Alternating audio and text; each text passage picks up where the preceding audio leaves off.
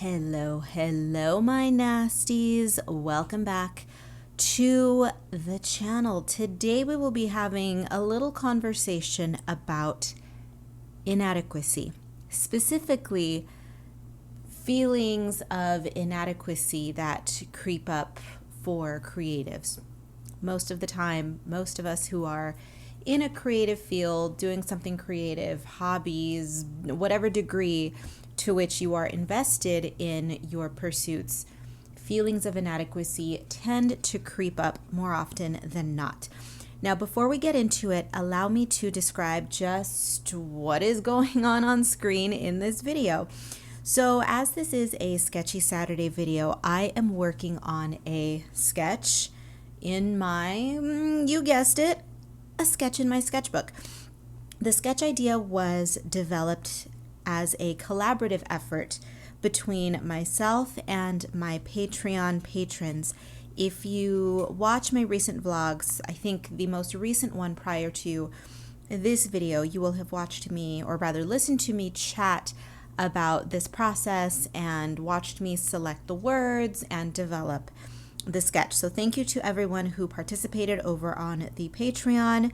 For anyone who is interested in the art supplies that I use, the sketchbook, any of that, as always, names and or links will be down below. Okay, so let's get into today's topic, but first allow me a little drinky drink, because your girl has been flapping her gums all day today and I am parched. When am I not though? When am I not? Okay, so let's get into today's topic. You are inadequate. How's that for a clickbait title? Yeah. It is, of course, tongue-in-cheek, because, I mean, what else do you expect from my sassy ass? But there's a modicum of truth to this statement. If you are new to my channel, first of all, hi, hello, welcome. Sit in the front, fresh meat, so that we can all judge you accordingly. If you've been here for a while, get comfy, get cozy. You know how we do things around here. So for the newbies, I am a visual artist and a graphic designer. I illustrate, I paint, I design graphics and brands. I possess a certain degree of skill. My style, dare I say, is unique enough to be recognizable. And yet, having said this, I never quite feel good enough. And you know what? That is completely okay. And in fact, I would not actively encourage anyone to purposely bring themselves down, but I don't see this as a negative. I don't see this as negative self-talk. And the resident gremlin may begin howling in a second here, so we're going to have to insert, oh, there we go. You are not inadequate though, right? No, he's the most beautiful singer I have ever heard. Yep. All right, we'll let him finish.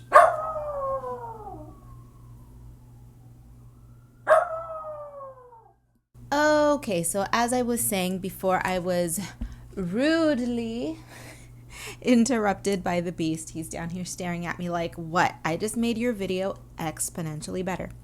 And now he's leaving to the other room. Okay, so for those of you out there who are also creatives in some capacity, and it does not matter necessarily what field you are in, you can be a fashion designer, a cake decorator, I don't care, whatever it is, a nail artist, anything like that. I would bet at least one of my appendages that you yourself regularly catch yourself feeling talentless and inadequate, correct? Of course I'm correct. This is kind of a universal truth amongst artists. I would further venture to guess that there have been pieces in your repertoire that upon completion you are incredibly proud of, and yet within a matter of days, possibly weeks, I mean it could even happen within a few hours, right?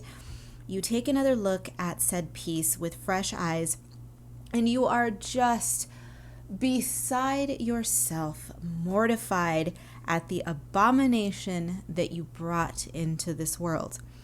We know the drill. We know the game. We've been at that party, right? The earth begins to rumble. The ground beneath your feet cracks. You fall through the earth and you end up aimlessly floating through the cosmos, questioning your very existence. Why am I here? Why do I suck? Why did I choose this path? What am I doing? I'm lost. I should not exist, right? Bring out all of the tiny violins for you, because I will bring them out for all of us because we've all been there. We all know that feeling. Allow me to provide my perspective on why feeling this way within reason is actually beneficial to you as an artist. Yeah, I said it. It's actually a good thing. I do not believe in toxic positivity here. I believe in self-awareness. Radical self-awareness, no, because that's borderline toxic positivity. That's borderline unproductive wokeness, right? But having some self-awareness and feeling a little bit, a little bit less than, that is actually good for you. So let me explain. Being content and living an endlessly passionate and inspired life requires a healthy balance of confidence and humility. Now, I don't care if someone out there is saying, well, I can't live a passionate, inspired life because I'm poor, because I'm this, because I'm that. I'm not here for those excuses today, because you all know I think that's a load of bullshit. I'm talking about the people who have a level head, people who are not living in an endless cycle of victim mentality, because I'm not going to get into the particulars of my life, but my life has not been perfect. I am not perfect, okay? But I am not a victim. I will never be a victim. I will never pretend to be a victim, and especially a victim of circumstance, right? We choose our mindset. We choose how we handle things. We choose how we feel. No one is in charge of our emotions. Nobody has that power over us unless we willingly hand it over. So spare me all of that drama. Spare me all of that boo-hoo. This is not for you, okay? If you are after a passionate and inspired life, again, confidence and humility are both necessary. Now, confidence is not synonymous with arrogance. That is key to this discussion. And humility is not synonymous with weakness, with submissiveness, and with ineptitude. Not at all. The key here is balance.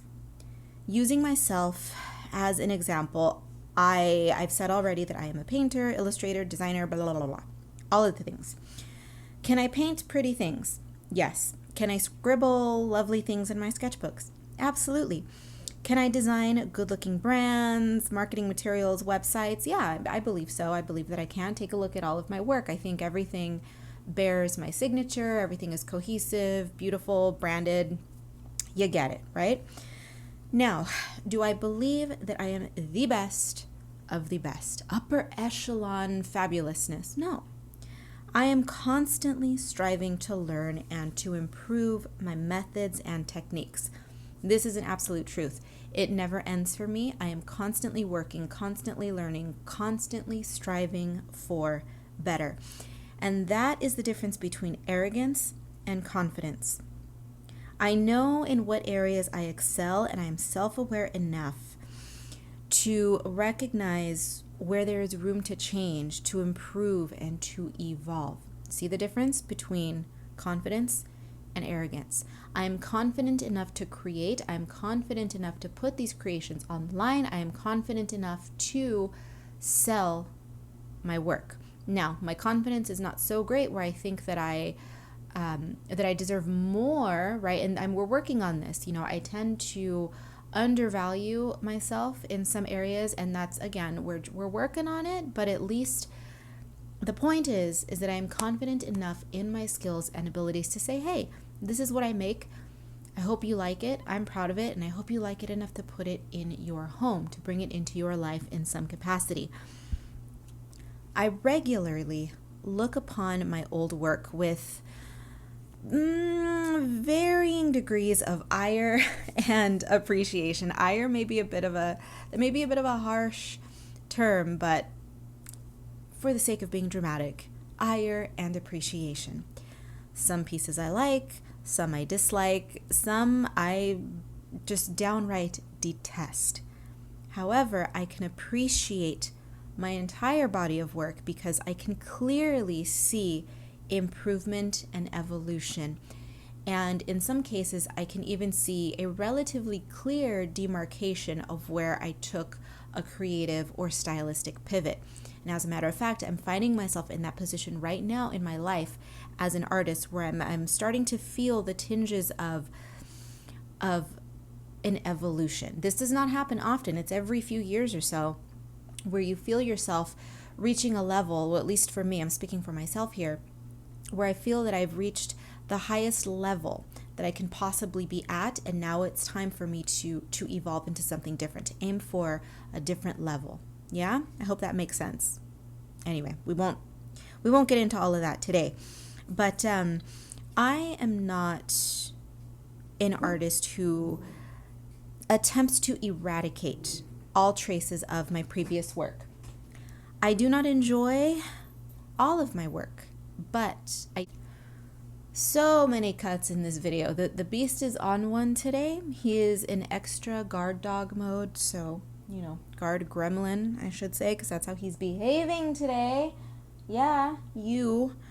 Okay, so as I was saying, while I'm not in love with every piece of work that I have ever created, I don't try to erase it from the universe. Some artists do this, and it's tragic. I understand, getting rid of a few pieces here and there because maybe it's irritating to you now, or you just absolutely hate it that much. You can't look at it anymore.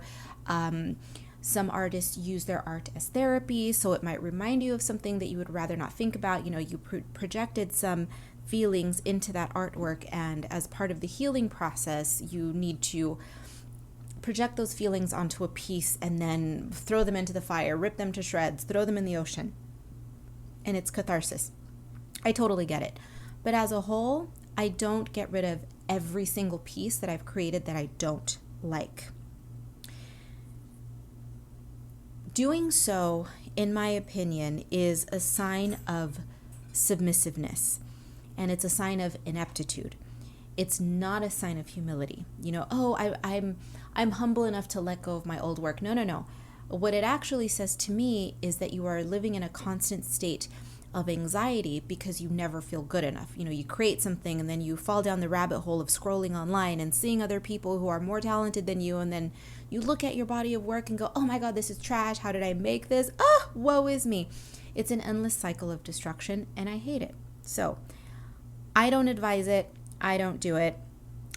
Adopting an quote unquote, and I'm not worthy, and a quote unquote, I'm not nor will I ever be good enough attitude toward your art will, if it hasn't already done so, it will result in crippling ineptitude.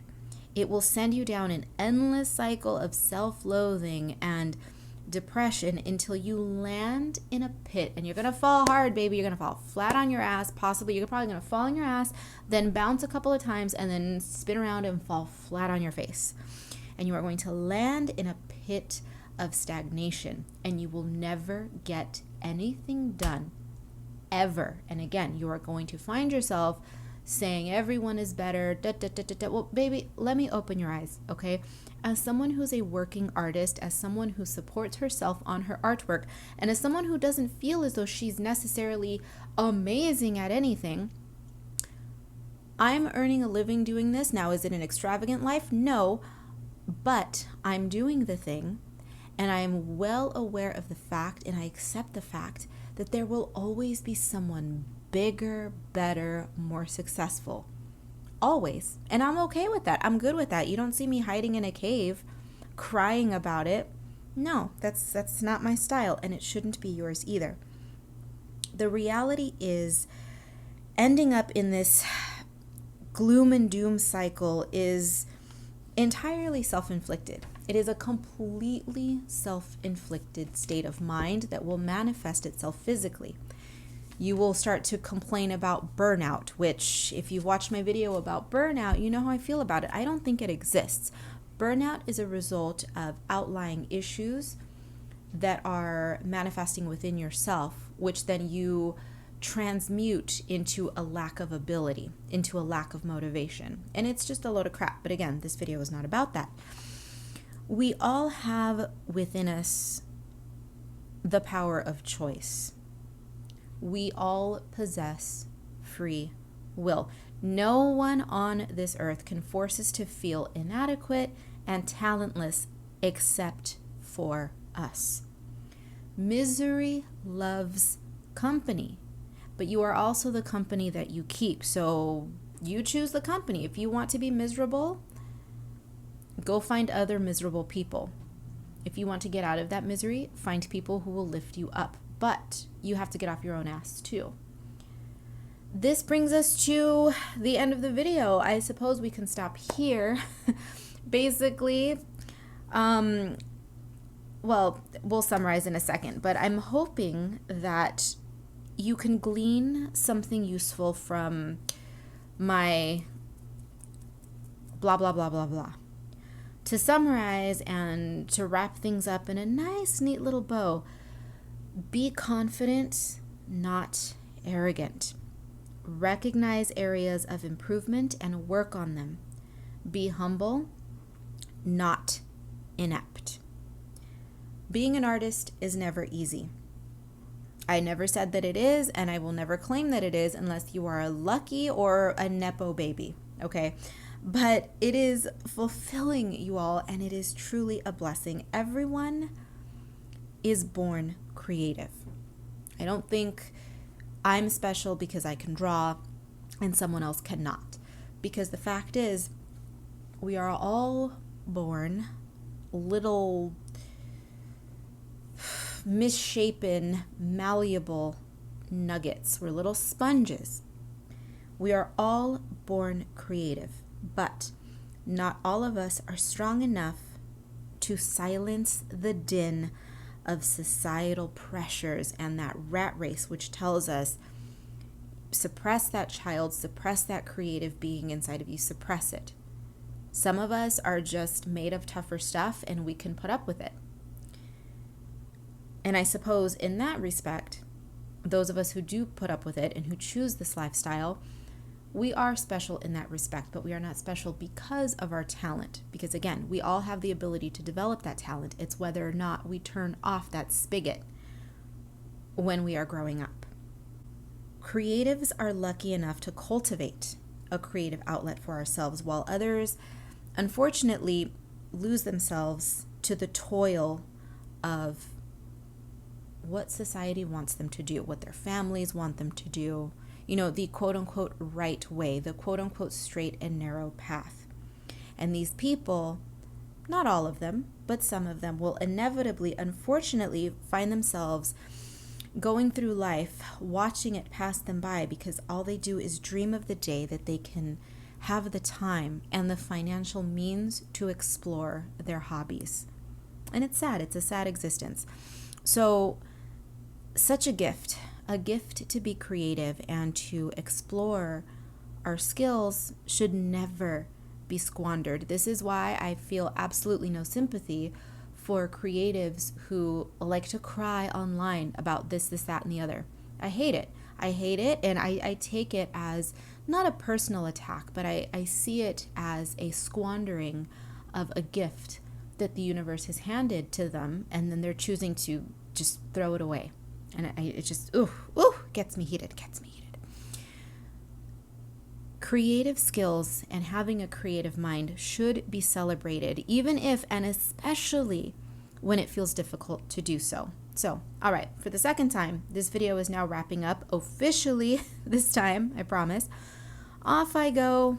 Be bad, be good. I don't give a damn which. Just make sure you come back in one piece. Thank you everyone for watching this video. I hope it inspires you a little bit, or at least it entertained you listening to my blah, blah, blah, blah, blah. And some of you find it entertaining. Some of you find it inspiring. Some of you find it a little bit of both. So thank you. And of course, a big, fat, juicy smooch for my Patreon patrons for playing along and for helping me create this illustration. All right, this brings us to the end. Thank you once again for watching, and I will see you in the next one.